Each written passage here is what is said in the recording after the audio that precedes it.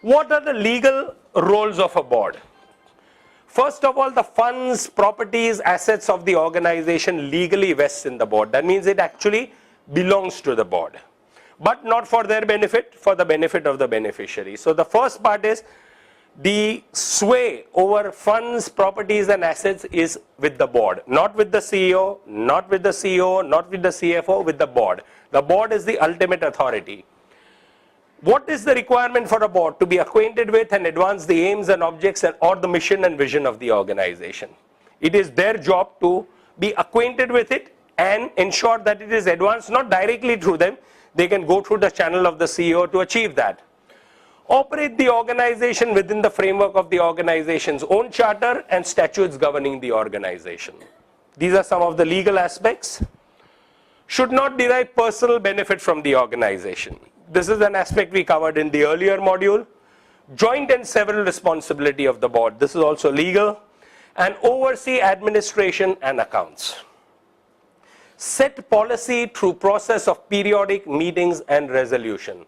Policy of the organization is absolute key over here. So this setting policy through the process of periodic meetings and resolutions. Now this is the important part. Any policy, whether it's your HR policy, your fundraising policy, your finance policy, any good organization has written policies on everything. Even your fundraising policy, the good organizations that I know who do intense fundraising have fundraising policies in place. Such as, we take money from so and so, but we will never take money from, let's say, a distillery, or we won't take from a tobacco company. Now under law, this is not an issue. A tobacco company works under license of this country. A distillery also works under legal license of this country. They are not doing illicit business. But whether it's in your policy to take, you cannot be working on women's empowerment and taking money from a distillery. You cannot be working on an anti-cancer program and taking money from a tobacco company.